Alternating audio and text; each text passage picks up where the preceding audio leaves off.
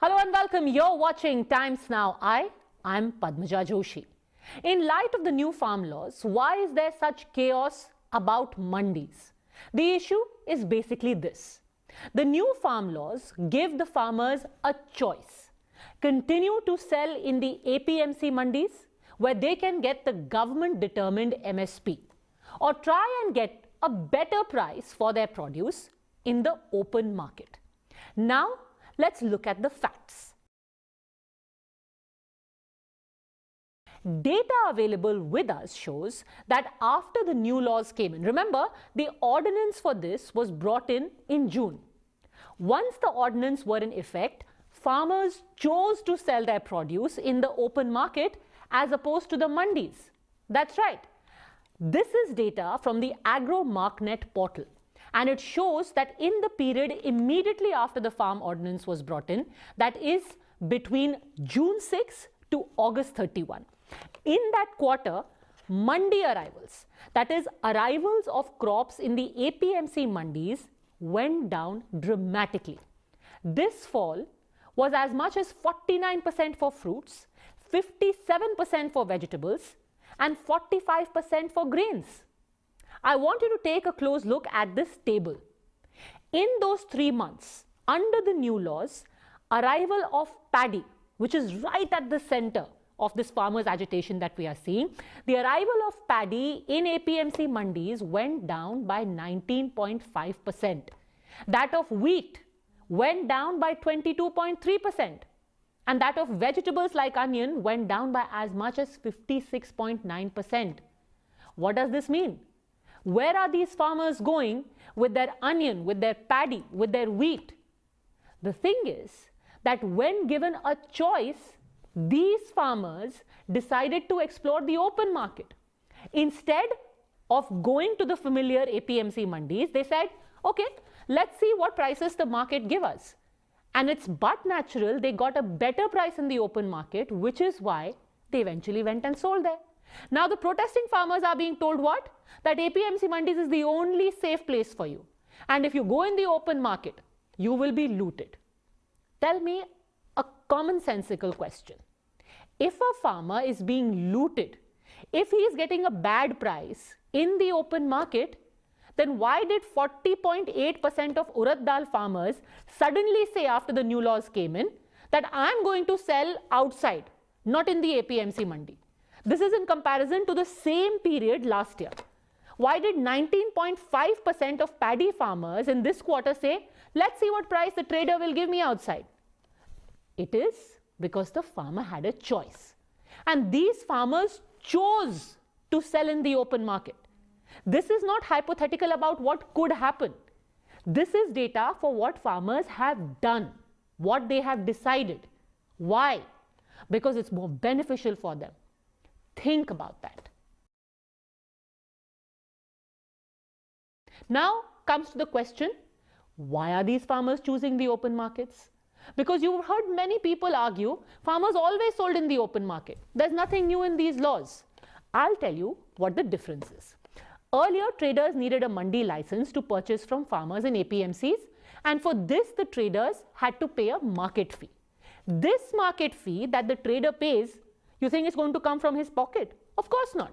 If I am buying something for 2 rupees from the farmer and I am giving 50 paise as market fee, I will deduct that 50 paise from what I give the farmer and he will only get 1.5 rupees. That amount will get deducted from the farmer's profit. That's one component that he will immediately lose out on. Under the new system, and it is written in the law. In this new law, the Farmers Produce Trade and Commerce Promotion and Facilitation Act, the buyers are enabled. Now, who are these buyers? They could be farmer, producer companies, or big retailers. They can directly go and purchase from the farmers outside the regulated mandi without any license. I don't have to buy a license. I don't have to pay a market fee. All I need is a permanent account number. This is actually very similar to how trade happens for most goods in the economy. If it is a pen, it's a jacket, or it's even an aeroplane. Now, many people are wondering, if a trader just comes in armed with a PAN number, maybe there are chances that he is going to engage in fraud. For that also, the government actually has written in that they could, if the need arises, the central government may, if it is of the opinion that it is necessary and expedient in the public interest to do so, prescribe a system for electronic registration for a trader, modalities of trade transaction and mode of payment of scheduled farmers' produce in a trade area, which means that basically you just need to have a PAN number and you can be a trader. But the law already says, if the farmer feels that, somebody could come and cheat him, just have a PAN number, they can actually have that registration also done. It already exists in the law. Now let me tell you the second component. One place where immediately the farmer is saving money is this amount that the trader deducted because he had to pay the mandi fees. There's a second component where the farmer is going to save money. That is on the commission that he pays to the Artiya. Now, in the current situation, under the old laws, traders cannot buy directly from mandis. They cannot directly take the mandi license. They have to go via an Artiya or a middleman. This middleman takes the mandi license, and when he facilitates this trade between one side you have the farmer, trader, I'm in the middle, they take a commission. This commission roughly is about 2.5%, 3%. And where is this 2.5% going to come from? Again, it is going to be cut from the price that the farmer should be getting. जो मेरी pocket में जाना चाहिए, उससे 2.5% is going as commission. This is just pure figures, real money that the farmer is losing out on. And don't even get me started on the other losses which you can't really see, but there are losses that the farmer suffers in terms of price, thanks to the cartelization that happens in the APMC. Now, what is cartelization? I'm an Artiya. I go up to the trader and say, listen, this farmer is going to get 100 quintals of paddy. What we'll tell him is that only 70 quintals is good enough, and we will give you MSP on 70 quintals. 30 quintals we will buy at a low rate, at a market rate. Now, all the Artiyas and traders are together. They are a cartel. They are hand in glove. They've spoken to each other.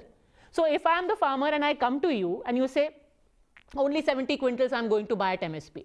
I go to the next trader and the next trader and the next trader, but they are all in it together. So I have no option. The farmer is disempowered. The cartel has ganged up against him, and these are losses that nobody can even document and tell you. In an open market, if I am a farmer, I will directly negotiate with the trader.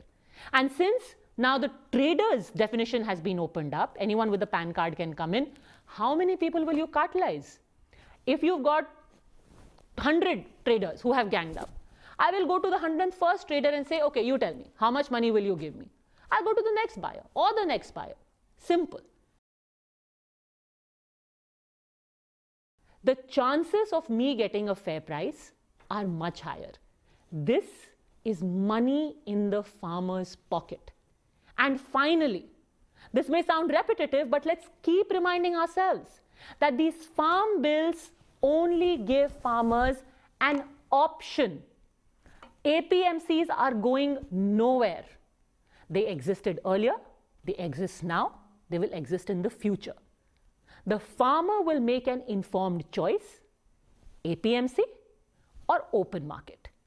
And data now available to us seems to suggest that the farmers have made an informed choice.